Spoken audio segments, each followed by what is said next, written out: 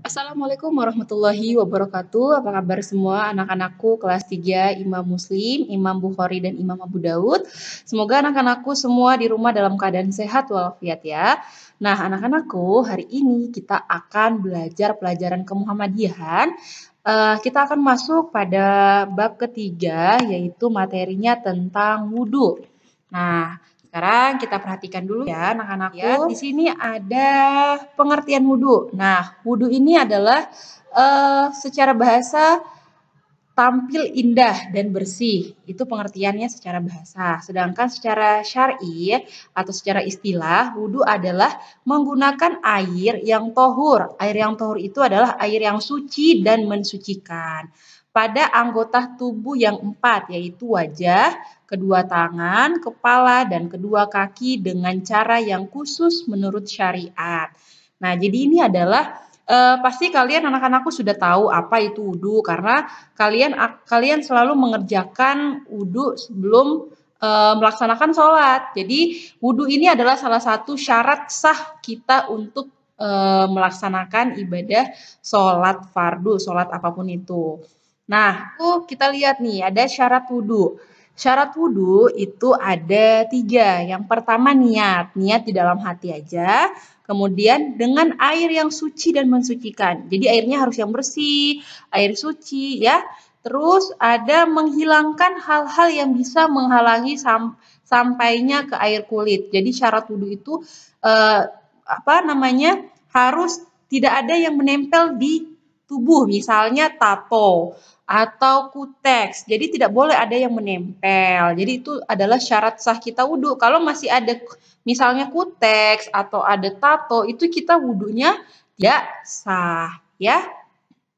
Itu adalah syarat-syarat wudhu. Anak-anakku, kita masuk ke rukun wudhu. Rukun wudhu itu adalah hal-hal yang harus kita laksanakan dalam berwudhu, ya, yang wajib kita lakukan. Yang pertama niat, baik dilafazkan maupun hanya di dalam hati. Jadi kalau wudhu itu boleh niatnya dalam hati aja, tidak perlu dilafazkan. Misalnya udah mau sholat isya, saya mau wudhu dulu nih. Nah, bismillahirrahmanirrahim dalam hati aja gitu. Itu udah termasuk daripada niat.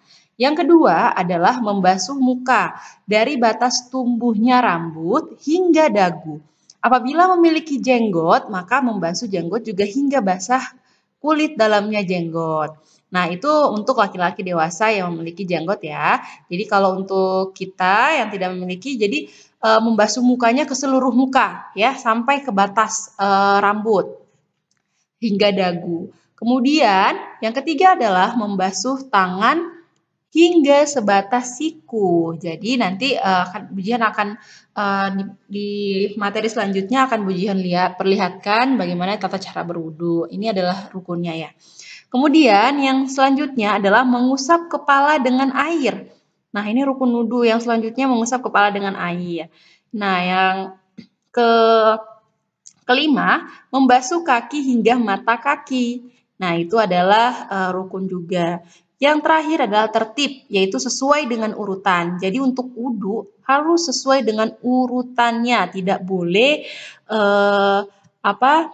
tidak sesuai urutan ya. Jadi harus tertib, terus sesuai urutan kanan dulu, baru kiri ya.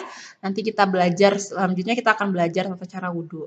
Ini adalah hal-hal yang membatalkan wudu. Nah, anak-anak harus perlu kalian ketahui hal-hal yang membatalkan wudu itu yang pertama adalah buang air kecil. Ya, buang air kecil itu membatalkan wudu. Kalau kita misalnya sudah wudu terus kita pengen buang air kecil ke toilet, jadi kita harus wudu lagi ya.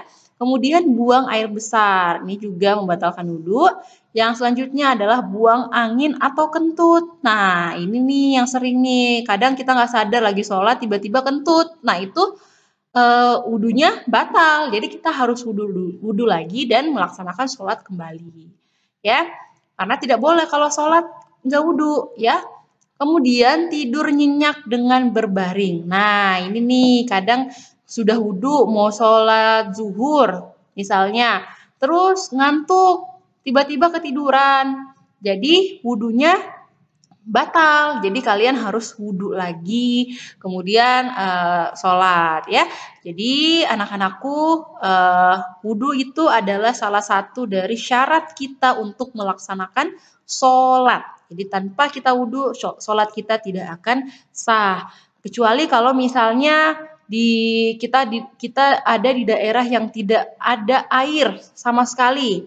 Nah, itu nanti ada caranya lagi, namanya tayamum, tapi nanti kita belajar. Untuk hari ini kita belajarnya sampai di sini dulu, dari pengertian wudhu sampai hal-hal yang membatalkan wudhu. Jadi anak-anakku di rumah bisa melihat video ini dan dipelajari lagi dan agar anak-anakku bisa mengetahui apa sih itu wudhu, apa pengertiannya, terus apa hal-hal yang membatalkan wudhu. Jadi dipelajari di rumah dulu ya. Untuk hari ini sampai di sini dulu. Kurang dan lebihnya, pujian mohon maaf apabila ada kesalahan.